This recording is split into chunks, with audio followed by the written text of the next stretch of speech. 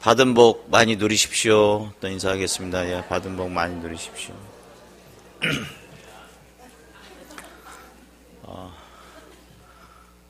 제가 1월 첫째 주 오후 예배 설교여서 그때도 새해 복 많이 받으십시오라고 인사한 것 같은데 구정맞이 또 설교 담당이어서 또 이렇게 새해 제가 그러면서 그런 생각을 했습니다.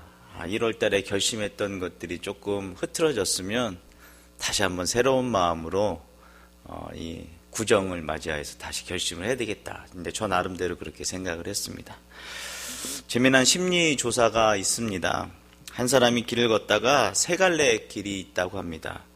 하나는 향기로운 꽃이 만발한 꽃길, 또 하나는 나뭇잎이 수북히 쌓여있는 낙엽길, 마지막 하나는 새하얀 눈이 덮인 눈길입니다. 여러분은 어느 길을 선택하시겠습니까? 꽃길 나왔습니다. 또 꽃길, 대다수 꽃길입니다. 마음속으로 생각하고 계시죠? 꽃길이라고 대답하신 사람은 외모를 중시하는 스타일입니다. 말씀 안 하신 낙엽길은 재력을 중시하는 스타일입니다. 그 다음 눈길을 선택한 사람은 저를 쳐다보고 계신 눈빛이 저요라는 표정인 것 같은데 성격과 성품을 중시하는 감성적인 사람이라고 합니다. 저희 사무실에서 함께 같이 근무하는 우리 전도사님들에게도 물어봤습니다. 그랬더니 전도사님들도 다양한 대답들을 하시더라고요. 그러면서 한 전도사님이 자기가 눈길을 선택했다고 좋아하시는 모습을 봤습니다. 논리적이라기보다는 그냥 재미로 하는 것 같습니다. 그런데 우리가 걷는 길 중에 여러 길들이 있는데 두 가지 관점으로 보고 있습니다. 그 첫 번째 관점은 윤리적인 측면입니다. 그러니까 가야 하는 길이냐, 가지 말아야 하는 길이냐. 이제 첫 번째 관점입니다. 윤리적인 부분들. 그래서 가야 하는 길, 여러분들 가야 하는 길들은 뭐 정의로운 길, 뭐 섬김의 길, 뭐 봉사의 길, 그 다음에 십자가의 길, 뭐 이런 등등이 있습니다. 그럼 가서는 안 되는 길, 가지 말아야 하는 길, 주여 나왔습니다. 주여. 타락의 길, 뭐 어둠의 길. 이제 제가 어둠의 길이라고 쓰면서 어둠의 길이 뭘까 혼자 생각해 보았습니다. 뭐 탐욕의 길, 뭐 이런 것들이 있습니다. 두 번째는 두 번째 관점은 선호도입니다. 선호도. 그러니까 가고 싶은 길, 그 다음에 가고 싶지 않은 길. 그래서 가고 싶은 길 하면 우리가 성공하는 길, 그 다음에 지름길, 뭐 편한 길, 이런 것도 있습니다. 가고 싶지 않은 길은 뭐 고난의 길, 뭐 실패의 길, 뭐 어려운 길, 뭐 가시밭길, 뭐 이런 게 있습니다. 그럼 이 두 가지를 합쳐 놓으면 네 가지의 길이 나옵니다. 그러니까 첫 번째, 가야 하는 길이며 가고 싶은 길. 그렇죠? 아까 얘기한 것처럼 윤리적인 측면과 선호도를 이야기했을 때 가야 하는 길이며 흔쾌히 가고 싶은 길이 있고, 둘째는 가야 하는데 가고 싶지 않은 길이 있습니다. 그 다음에 세 번째는 가서는 안 되는데 가고 싶은 길이 있습니다. 그 다음에 네 번째는 가도 안 되고 가고 싶지도 않고. 그러니까 첫 번째하고 네 번째는 문제가 없습니다. 왜냐하면 가야 하는 길이고 가고 싶은 길이니까. 네 번째는 안 가도 되고 가기도 싫고 가고 싶지도 않은 길입니다. 그러면 두 번째하고 세 번째가 항상 우리의 인생에 있어서 늘 걸림돌이 되고 있습니다. 가야 하는데 가고 싶지 않은 길. 그 다음에 가서는 안 되는데 가고 싶은 길. 이렇게 두 번째, 세 번째 길은 우리들에게 늘 고민을 안겨줍니다. 이것이 어찌 보면 우리 인생에 있어서 여러 가지 결정들, 또 딜레마에 빠지게 만듭니다. 사랑하는 성도 여러분, 여러분들은 이 두 번째, 세 번째 길을 어떻게 극복하고 해결하고 계십니까? 새해를 맞이하는 것은 참 행복한 일입니다.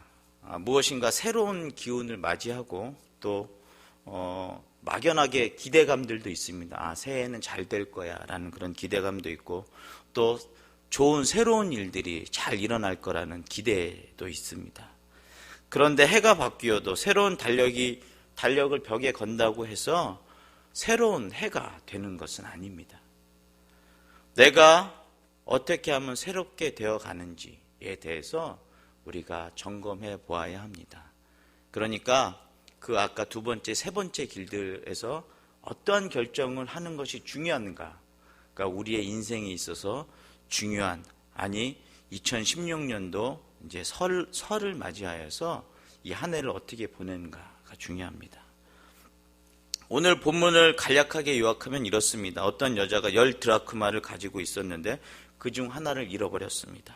그래서 등불을 켜서 찾았고 그거 찾은 것에 기뻐하여서 친구들을 불러서 함께 잔치를 합니다. 우리는 그동안 이 본문 얘기는 이런 식으로 많이 사용되었습니다. 교회 밖에 아직 예수를 모르는 사람들에게 우리가 전도해야 한다. 잃어버린 사람을 찾아갖고 와야 한다. 이런 식으로 많이 접근하였습니다. 저도 아마 그렇게 설교하였던 적이 있었던 것 같습니다. 오늘은 시선을 좀 돌려서 이 삶의 분주함 속에서 잃어버린 나 자신에게조차도 어떤 사람에게 돌봄이나 사랑을 받지 못하고 있는 나, 기쁨과 행복하고는 나하고 먼 일이라고 생각하면서 살아오고 있는, 그래서 하나님 앞으로 반드시 나아가야 하는 우리 자신들을 한번 생각해 보려고 합니다. 아까 서두에 말씀드린 것처럼 이 10드라크마에 관한 이야기입니다. 헬라의 드라크마는 당시 사용하던 화폐로 은전입니다. 이스라엘을 비롯해서 중동 지역에서 남자들이 결혼하기 전에 결혼 지참금을 준비해 가지고 간다고 합니다. 그런 관습이 있어서 결혼 선물로 은전이 박힌 머리 장식용 장신구를 선물하는 그런 관습이 있습니다. 그러니까 추측건데, 이건 제 추측입니다. 이 여인이 가지고 있는 10드라크마는 아마도 남편에게 받은 그런 결혼 선물입니다. 그래서 액수로는 따질 수 없지만, 10드라크마를 액수로 따질 수 없지만 그거보다 더 큰 의미를 가지고 있는 장신구입니다. 그래서 그 10드라크마 중에 하나 장신구가 떨어져서 잊어버린 것을 최선을 다해서 찾고 있습니다. 왜냐하면 거기에는 남편의 사랑의 징표이며 결혼의 징표이며 또한 결혼에 담긴 언약, 또한 어찌 보면 내가 힘들고 어려울 때마다 나를 지탱해주는 힘이 되었을 수도 있습니다. 아마도 그 여인은 분주한 삶 속에서 살아가고 있습니다. 저희 집에도 그런 게 하나 있습니다. 무엇이냐면 결혼식 녹화해 놓은 CD입니다. 비디오는 아니고요, CD. 여러분들 한번 보신 적 있습니까? 전 결혼하고 아직도 한 번도 본 적이 없는 것 같습니다. 그런데 그 마음 한켠에는 그런 것들이 늘 우리 마음에 있습니다. 결혼의 의미를 마음속에 다지고 있고, 또한 분주한 삶 속에서 그런 것들을 기억하지 못하고 있지만, 하지만 늘 우리는 그때의 약속들, 또한 그때 했던 결혼의 여러 가지 행위들, 서약들을 늘 기억하고 있습니다. 그래서 여러 가지로 힘들고 어렵고 지치고 고단한 삶 속에서도 그런 가족이 있고, 또한 나에게 그런 배우자가 있고, 또한 내가 내 스스로를 달랠 수 있는 무엇이 있다라는 것으로 그런 공허함을 채울 수도 있었을 것입니다. 남편의 사랑의 고백이 담긴 결혼 예물을 생각하면서 아마도 그의 지친 삶을 조금이나마 위로받으려 했을 것입니다. 그런데 그 결혼 지참금 장식구에 드라크마가 하나 떨어져 있는 것입니다. 어찌 보면은 날벼락 같은 일이죠. 그래서 그는 열심히 찾습니다. 자신의 삶을 되돌아보고 그동안 바쁘고 힘들었던 삶을 어찌 보면 다시 한번 점검해 보기 위해서 그 장신구를 꺼냈는데 거기에는 지금 자기가 원하고 있는 그 10개의 드라크마 중에 하나를 잊어버린 상황입니다. 그래서 그것을 빠뜨리고 있는 상황 속에서 그 속에서 열심히 그것을 찾고 있는 상황 속에 있습니다. 오늘 본문 말씀을 선택한 가장 큰 이유는 그동안 우리가 삶에 있어서 분주한 삶을 살아가고 있는데 우리가 우리 스스로를 다시 한번 점검해보고 하나님 앞으로 다시 한번 나아가는 2016년도가 되기를 바라는 마음에서 오늘 본문을 선택하였습니다.